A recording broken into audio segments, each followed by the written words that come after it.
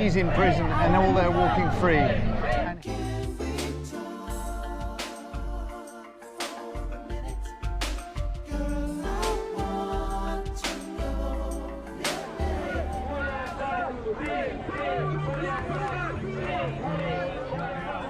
It's a most terrible predicament, and I'm absolutely appalled at the British justice system, or lack of justice. The fact that a person who has only told the truth that has been verified 100% of war crimes and criminal activity, human rights abuses carried out by different countries, and this man has reported on it, and he's in prison and all they're walking free.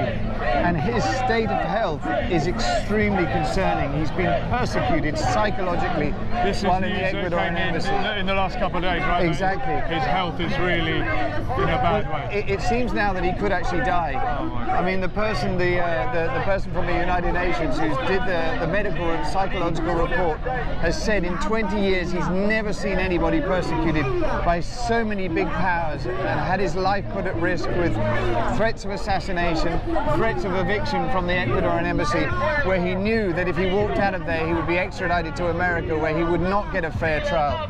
We only have to witness Chelsea Manning. It's an absolutely appalling thing, and I'm amazed that it happens in a country that purports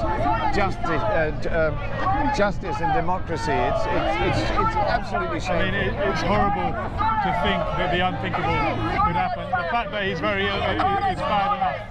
If he were to pass away,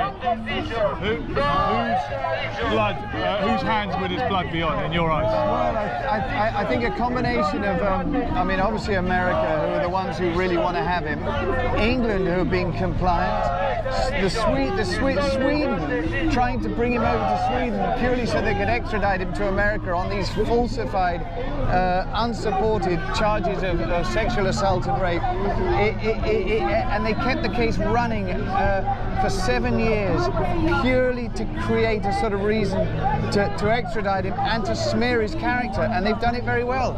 The majority of England think he probably should go to Sweden and face justice.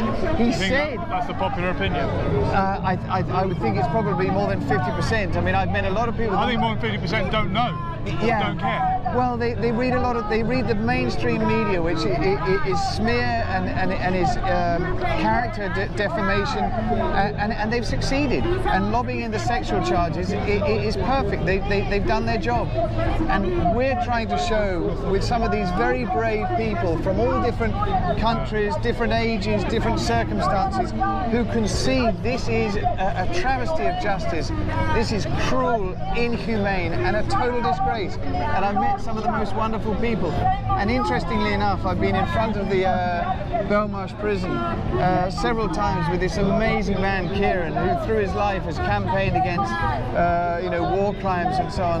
And he's amazing. He was in East Timor, protesting, trying to prevent England selling arms and aircraft, military aircraft, to the Indonesian army, who were basically carrying out genocide in East Timor.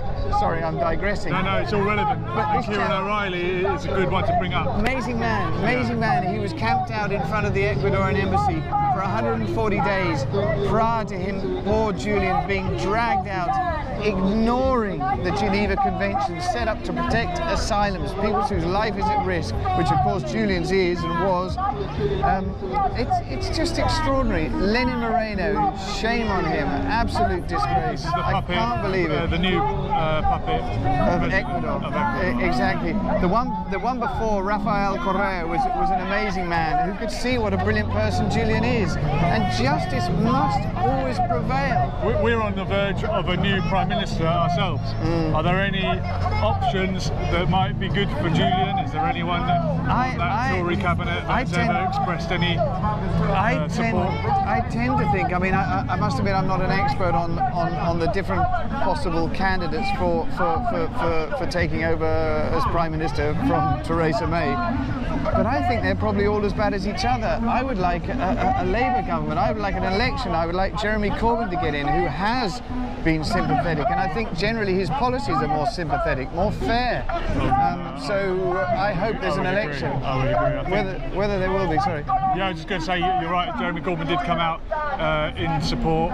He then towed the line slightly and said if there's any crime committed in Sweden, then he should face that. As you say, it's a crime, it's a non-crime. It's just been brought back up. The case was closed and it's been brought back up for political reasons. Right? Exactly. But what about the people that say, no, he must answer for something in Sweden?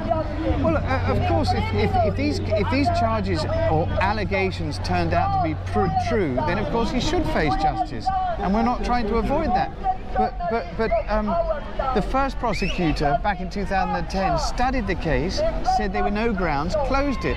Somehow a new prosecutor came in, reopened it, and then insisted that it remained open for about 5 years to cause maximum problem. Yeah. Julian always said, and they've done it in other countries, Sweden send a prosecutor to another country to interview a person who can't actually come to their country. Okay. They've done it before, but they said they couldn't do it in this case. It wouldn't facilitate him.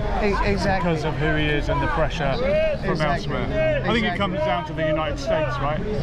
You can't mess with the United States. Because he's spoken out against everyone. They tried to say, oh, he was biased towards Russia, but he's spoken out, he just told the truth. Exactly. No matter who it suited. Exactly. It doesn't suit America. Exactly.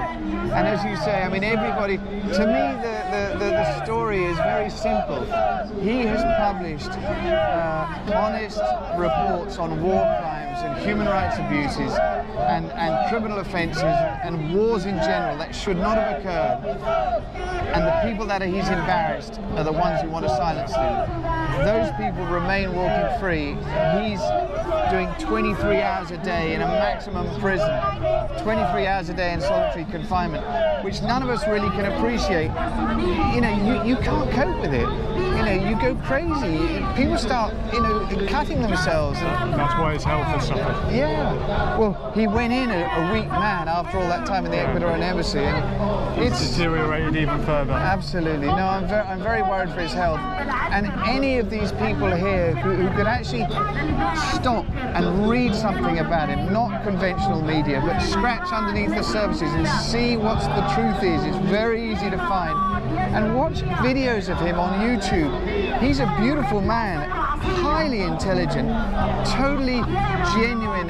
He's about peace and tranquility and love between people. I mean, he's a good person, and he's been treated, he's been slandered as the most worst character possible. So I'm lost for words. Although I have been talking, but I'm lost for words. Yeah. Jamie, thank you very much for speaking to me. It's a pleasure. It's a pleasure. Thank you for the good work.